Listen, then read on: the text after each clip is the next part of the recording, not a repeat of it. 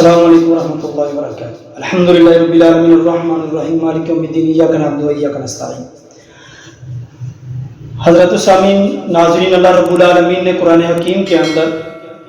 مسلمانوں کو اس بات کا حکم دیا ہے کہ اقیموا الصلاۃ وآتوا الزکاۃ وارکعوا مع الراکعین۔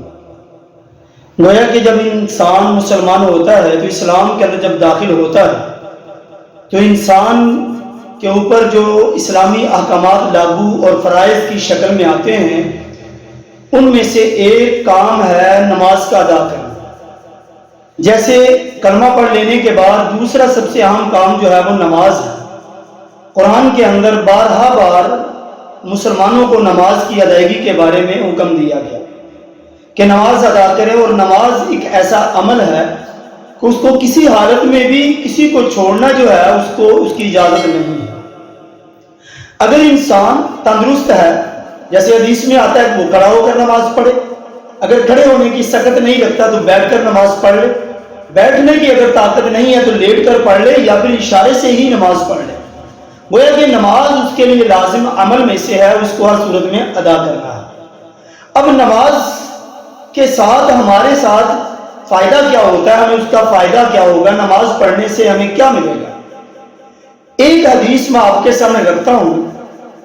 جو نماز کے اندر کیے جانے والے کام یعنی رکوع اور سجود کرنے سے ہمیں کیا فائدہ ہوتا ہے۔ جیسے کہ دیکھیں کہ انسان جتنے بھی اعمال کرتا ہے، وہ اعمال اچھے ہوں یا برے ہوں، ان اعمال کو انسان کے نامہ اعمال میں لکھا جا رہا ہے۔ فرشتے ہیں، کرام کاتبین ہیں، وہ انسان کے اچھے اور برے اعمال کو لکھ رہے ہیں،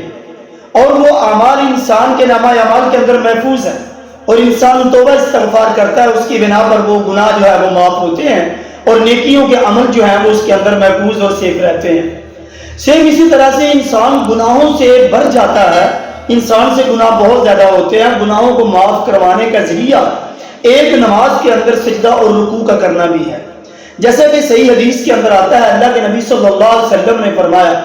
کہ جب انسان نماز قائم کرتا ہے اور نماز قائم کرتے ہوئے اس کو یہ خیال رکھنا چاہیے کہ میں اللہ کو دیکھ رہا ہوں، یعنی نماز کو ایسے ادا کریں جیسے کہ میں اللہ کو اپنے سامنے دیکھ رہا ہوں۔ اور اگر یہ خیال نہیں آتا تو کم از کم یہ خیال آنا چاہیے کہ میرا اللہ مجھے دیکھ رہا ہے۔ جب اس اہتمام کے ساتھ ہم خشوع و خضوع کے ساتھ مکمل قیام کریں گے، رکوع کریں گے، سجدہ کریں گے، تشہد کریں گے، قاعدہ کریں گے، مکمل طور پر خشوع و خضوع اور اہتمام کے ساتھ نماز پڑھیں گے، وہ نماز ہمارے لیے ذریعہ نجات بنے گی۔ اب اسی نماز کے اندر جب ہم رکوع میں جاتے ہیں اور سجدے میں جاتے ہیں، اللہ کے نبی صلی اللہ علیہ وآلہ وسلم نے فرمایا کہ جب ایک انسان رکوع میں جاتا ہے تو نماز شروع کرنے سے پہلے اللہ تعالیٰ اس کے سارے گناہوں کو اس کے کندھوں کے اوپر لاد دیتے ہیں، یعنی سارے گناہ کندھوں پہ رکھ دیے جاتے ہیں۔ جب وہ رکوع میں جاتا ہے، رکوع میں جانے کی وجہ سے اس کے جو گناہ ہیں وہ گر جاتے ہیں، اور اسی طرح سے جو باقی رہے سہے گناہ تھے، جب انسان سجدے میں جاتا ہے تو سجدے میں جانے کی بنا پر بھی اس کے اعمال جو ہیں وہ برے اعمال، گناہ جو ہیں وہ اس کے سجدہ کرنے کی وجہ سے وہ نیچے گر جاتے ہیں۔ اب یہ انسان کو خود دیکھنا ہے کہ انسان جو نماز پڑھ رہا ہے اس نماز کے اندر اس کا رکوع کتنا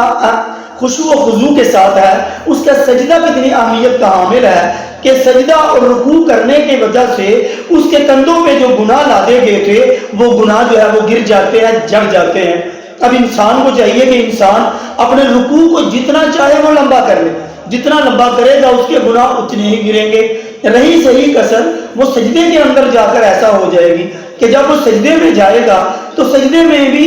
جس قدر وہ لمبا سجدہ کرے گا اس کے گناہ جو ہے اسی قدر وہ گرتے جائیں گے۔ تو گویا کہ رکوع اور سجدے کرنے کی وجہ سے